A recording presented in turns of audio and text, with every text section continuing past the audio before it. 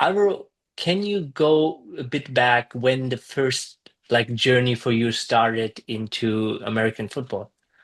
Yeah, so I've always been a soccer player here in Spain. I played soccer my whole life, ever since I was little. But when I was 16, I did my exchange student year in the United States, in Michigan. And over there, they didn't have soccer because of the school. It was really small. So they were like, hey, we don't have soccer, but the closest thing to it is playing kicker for the American football team. And so I was like, hey, let's just give it a try. Why not? And I started playing. My brother there was the quarterback, so he helped me introduce to the sport. He helped me a lot, with the tactics and getting to know the sport a little better. And so I did a pretty good year, put up pretty good numbers. Of course, fell in love with the sport. And then when I came back to Spain the next year, I was like, hey, I need to, continue doing this. I like it a lot. Um, so I signed with La Rozas Black Demons, which is a team here in Madrid. And I played there for 2 seasons. I started there as a junior, but played a lot of games with the senior team across Spain. But unfortunately, my second year, I had a pretty serious shoulder injury that kept me out of the field for a long time. From there, I stopped playing football for 3 years. And last year, I got the call from the Madrid Bravos. They're like, hey, we have a spot open for kicker. So if you would just want to come train and, see if you still got it, we'd be so glad to sign you to the team. And I was like, hey, let's just come back, baby. Let's do it. Yeah, amazing. Let's before we go into the Madrid Bravos journey, how was it for you to receiving like the injury? Like as a person who was always like a sportive athlete, how was it for you to having that big injury and losing the love of the sports? It was tough because I got the shoulder injury. I didn't want to get surgery because I knew it was going to be a long time for recovery. But in the end, like it was due, it was necessary. So I got my surgery, and they told me you're going to be out for a whole year, in terms of recovery and all that. At first, once you get the surgery, you see your shoulder. You can really move it. You can really do any sport. It's tough, of course, because I've always been a sport person. I've always enjoyed doing sport, whether it's soccer, whether it's football, whether it's any kind of sport. So just sitting on the couch all day, just doing nothing, it's like I really want to do something. So mentally, it's a little depressing because you kind of want to do stuff, you want to do sports, but you're not allowed to do it. So it's gonna be tough mentally, man. You just gotta, you know, think in the long term, like, hey, this is gonna be good for me, and I know in 7, 8, 9 months, I'm just gonna be better off because my body's gonna feel better. I'm not gonna have injuries again. So just be tough and start thinking in the long term. Mm. And how would you guide yourself during that time? I mean, like the tough time, which did you do any kind of mental training or what kept you, keep going? So it really kept me going. It was mostly the recovery part of the surgery because I just got entertained with something. In the end, if you're just sitting all day doing nothing, you kind of get depressed, start thinking, I'm not gonna be able to do anything again. I'm just gonna sit here around doing nothing. So actually getting with the physiotherapist, she told me, hey, if you don't want to get bored and you want to start gaining some ability, you can start doing these exercises so that at least you'd start feeling like something's going a little better. So mentally, you'll start thinking that, the recovery is going in the right direction. So she taught me some exercises. Even when I couldn't move it at all, my arms were still doing something. So mentally, that helped me a lot through the whole process. Mm. How was it for you, like to talking also with others about your injury? Like, were you open or you kept it by yourself? No, I talk to them a lot. I talk to my friends, I talk to my family, to my parents, to my girlfriend too. They were really supportive from day one. They came visit. Even though my arm was still bad, I could still walk, of course. So we went for little walks. I was able to, go out with them. Even I went to see them sometimes with soccer, with some soccer games, which was a little pain because you're not able to play those games. But yeah, they were really supportive, and I think that's one of the parts that have helped the recovery process be a little better. Mm. Were there anything like in this time you wish you knew before? It was my first ever serious injury, we could say. So it was pretty new to me. But if I were to tell the Alvaro back then, give him a tip, I'd probably tell him just to stay entertained with something. Like, don't stop doing things. Because the first week, I have to admit that he was pretty lazy. So right now, I would tell him like, hey, even though it's the first week, you can still walk, you can still do certain stuff. So just don't stop doing things. Get your body moving, get yourself up, and start doing things. So that's one of the tips I'd give him right now. Amazing. And like, I mean, as an American football player, this sport is involved in contact, right? Like, and in heavy contact. It Yeah. means like injuries are like very common in the sports. Then what do you think? Like, why like are people so obsessed? Like be playing that sports while it is like so injury open. I think it's the adrenaline, man. I mean, once you get in the field and you start hitting somebody, I mean, in the good way, of course, you're not going around just punching people and that. But I believe it's like boxing, just that adrenaline of being able to, I have to be smart, know the right direction that I have to go through, knowing exactly what time I need, getting to hit somebody. I think that's really the most important part in this sport. And I think that gives you the adrenaline enough to just continue playing and, falling in love. It's like a drug, man. You just like play one snap, and then you're like, hey, just want to go through the other to another one.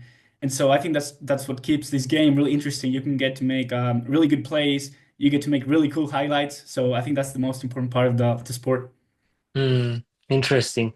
And after your injury, you stopped playing, and you mentioned before, then you started again with the Bravos, and that's the you're playing in the EuroLeague. And what is your experience there right now? Yeah, so I mean, I was like, it was really a blessing to be able to play in the European League of Football, like especially after all those times, because La Rota's Black Demons, the team that I started playing when I came back from the States, it was more like a national league. Well, we played across teams, against teams across Spain, but playing against teams from Europe, getting to travel, kind of playing the Champions League of American football, coming straight from an injury is like I can't believe it. It honestly caught me a little bit of a surprise because I hadn't really thought about coming back. So coming back is such a huge scenario.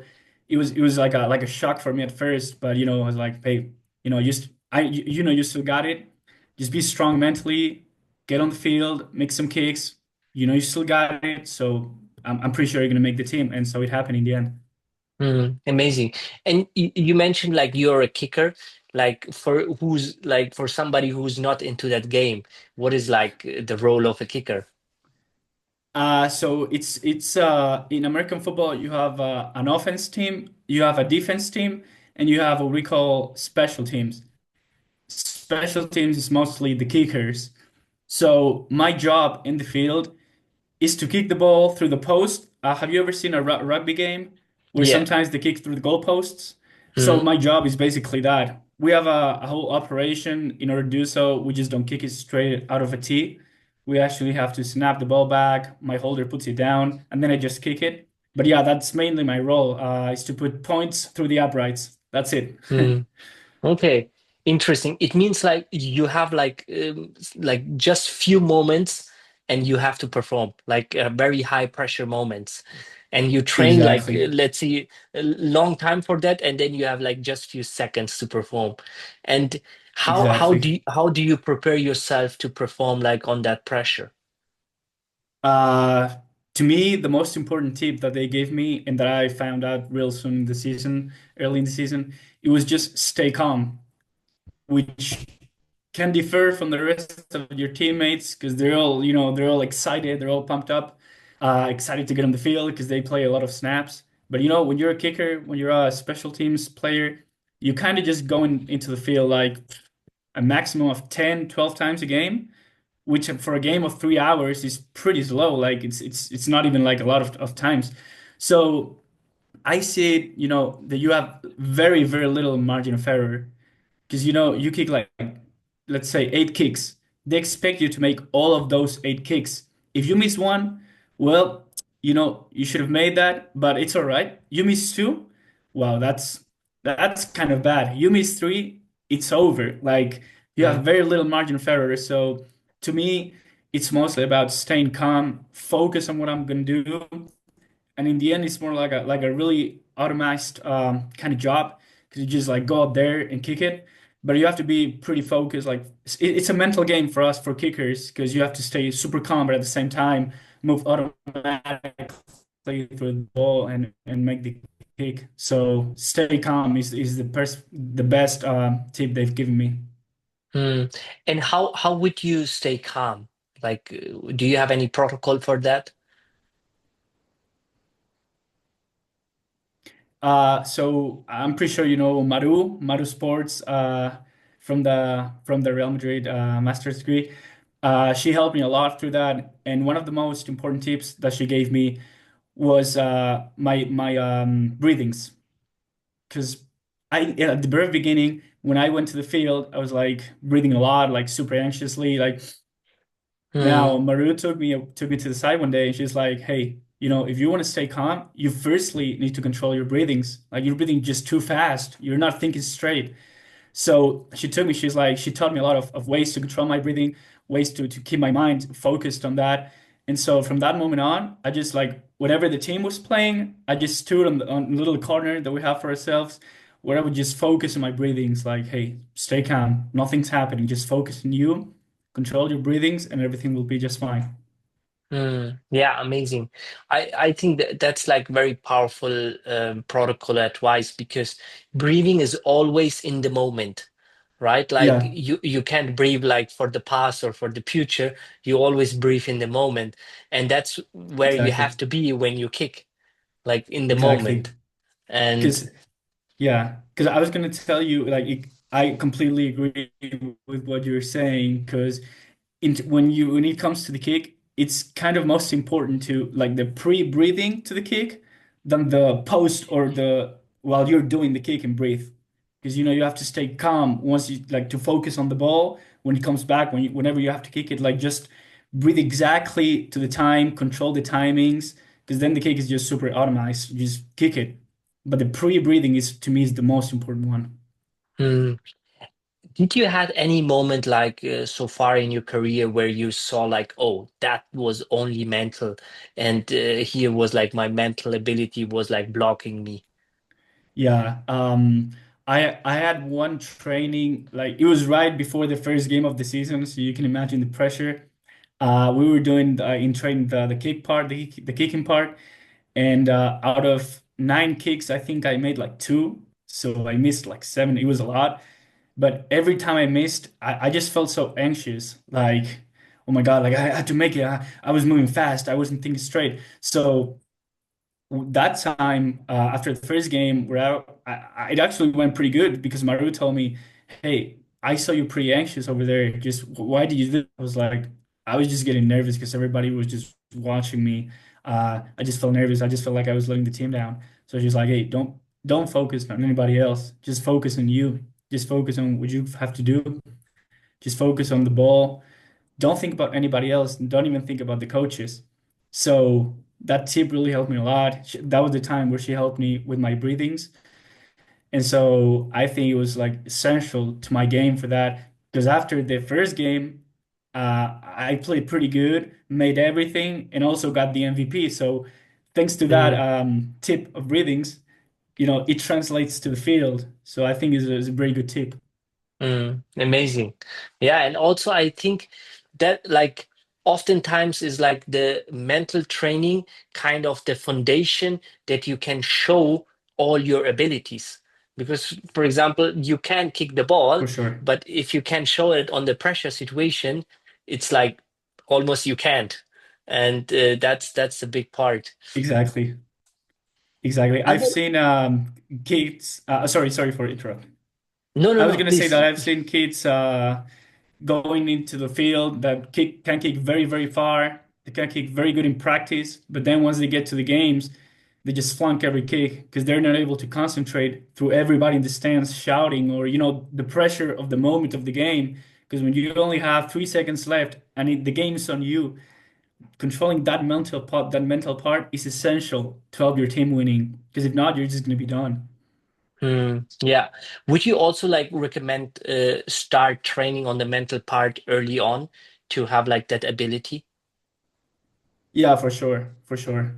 To me, I would say that, especially my position, because we only go out, on the field so many times. It is super important that those times you go in, you have your head mentally prepared for that moment because the rest of the time you're just going to be outside on the sideline doing nothing. So you don't lose the focus on the game. You don't lose your focus on your kicks and on the part of the game that you're going to have to go through.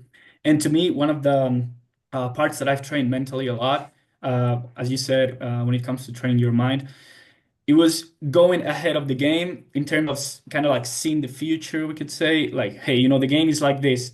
If this goes like this, I may have to come in this moment with this many seconds left. I have to start thinking in that moment. So how I'm going to control it and how am I going to do? And that's really one of the parts that has helped me a lot developing my game. But for every other position, you still have pressure. The quarterback has pressure. The receiver has pressure. If he drops the ball, then you start feeling bad. You don't concentrate enough. So training the mental part is super important too. Mm.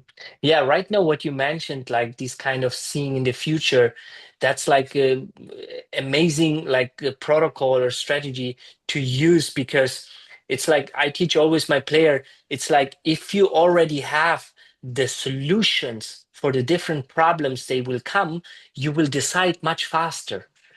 Like Yeah, because you have it already in your mind and you're not getting so much nervous because you know already what will happen and how you exactly. react, and that's like the beauty because in our brain it's not difference.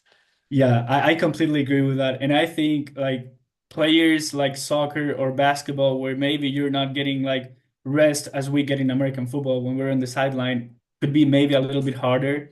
But knowing that we have so this much time on the sideline that you can focus on, stuff that maybe is gonna happen, plan your game, move 2 steps ahead of everybody else, just to put yourself in that scenario before it happens. That really gets you to that. Like if you're lucky and you get to that scenario, then you were already there, so you were able to see yourself in that situation and perform better. Mm. Yeah, amazing. Like I heard like a few weeks ago an interview of Mo Salah from Liverpool, and he was Mhm. saying that 90% of his goals he already imagined them before. And I was like, wow, Yeah, yeah, that's crazy. crazy. That's crazy. And I was gonna tell you, like, as I told you, like these players are playing constantly. They don't get any rest to think what's going on. So thinking that in just like 1 second, that's crazy to me. Yeah, yeah. Alvaro, you had also many years experience as a football referee, right? Yeah. And like, which kind of things like you could apply like these lessons from there also to now as an athlete? Everything, everything I have to say. But to me, the most important one and the one that has helped me throughout this past season was dealing with pressure. Because, I started refereeing when I was 16, 17 years old, like pretty early on. And I continued reffing for 5 years. So throughout those 5 years, I developed different skills with that. But the most important one was, as I was telling you, pressure. Because I'm not going to discover anything new to people. Football referees don't really get much recognition. Kind of the opposite. Like we get kind of bullied a lot. Everybody's screaming at us. Everybody's shouting at us. Everybody's the enemy for the referee. So throughout all of those years, I was able to control myself in terms of pressure, making the best decisions when it comes to pressure. So because you have to be very, very focused to get, yellow card or red card or see this play perfectly or see which player has done whatever. So having to rev that, having to blow the whistle in those situations, and having everybody just screaming at you, but you still have to make that decision, has translated to the field where in American football, when I go to the field, I'm able to control my mind to the point where I kind of don't even hear anything on the stands. Because throughout all those years, I was able to blank my mind about that. So I just go to the field, don't hear anything, just focus on the kick, and that's it. And refereeing has done a lot of part in that. Amazing. I think like the fact that as a referee, you have to be focused the whole game.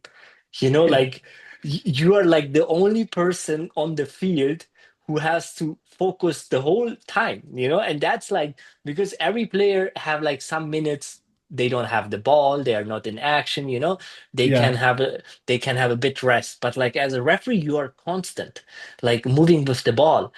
And also, as you mentioned, that like everybody is your enemy. Like, and Yeah. that's like where I say, okay, that's crazy because it's all mental. Because you're like against both teams, the stuffs, like the Everybody. fans, everybody. Yeah, because especially when you see the first division teams, La Liga referees, sorry, there's like four of them, four referees. But when you're playing amateur football or academy football, it's just you. There's no assistants, there's no anybody, just you against everybody. So you have to be double focused. So Yeah. I think in those kind of situations, you're just gonna be strong mentally. I mean, you learn that through the process, of course, when you've dealt with so many players screaming at you and still have to make that decision, still have to get that yellow card, getting players and people to scream at you. You're able to control yourself better. You don't jump so fast. So when it translates to football, as I was saying, I think that's the most important part that has helped me to control my mind through that process. Mm. And again, like, what is the love behind it? Because I mean, it doesn't seem for me like fun, like. Yeah. I mean, of course it's not fun at the beginning because you're just reffing these little kids and the parents are just going crazy. But there's just something there that I promise you, there's a lot of people that after 2 years want to be professional referees. Because I don't know, it has something. I don't know if it's the kind of power, to control the game, to do whatever you want, whatever you want, of course, in terms of the rules. But I think it has something to do with that so many people want to get to La Liga or to higher categories and continue being a ref. I think it's also because it teaches you skills that otherwise you wouldn't have learned. So in my opinion, is that it teaches you a lot of things that you're gonna have to use in your like in the rest of your life. Mm, yeah, that's interesting. Like to transferring these skills also maybe like in the corporate life. Yeah. What would you say? Like, which kind of things helped you also there? Yes. So recently I started a new job, new corporate job, and I would say that not only the refereeing, but also the professional athlete part. I think it also translates to the like to whatever field of life really you're going through at the moment. But to me, going to the corporate world, when you have to make decisions under pressure, like hey, we have this closing that we have to give, or we have this important meeting that we have to be at. I think that part of refereeing where you have to be um, focused on everything that's going on around the game, still have to say your best things, still have to make the best decisions. I think it translates a lot to that part and helps you understand what's going on a little better, get a better overview, and try to perform your best in whatever field of corporate job you're working at right now. Amazing. Alvaro, we have like the one last question, and it's always the same. It's like Yeah. when you and me would die tomorrow, which kind of leading advice you would give to the audience? To me, and I've said this a lot of times, especially last season. I was tired of saying it, but I think it's super true. Try new things. Just don't get out of your comfort zone. For to me, when they told me that they didn't have soccer in the United States, I was so frustrated because I wanted to play so bad. But I tried something new that was football that has opened me so many doors, that has opened me so many opportunities. In the case of refereeing, sorry, um, I didn't want to do that, but in the end, it also has helped me develop certain skills that I didn't know I was going to have. And that's exactly because I tried something new. Everything in life is an experience. Everything can teach you anything. Everything happens for a reason. So to me, the best advice I can give people, don't be afraid to try something new, and some things are going to be better.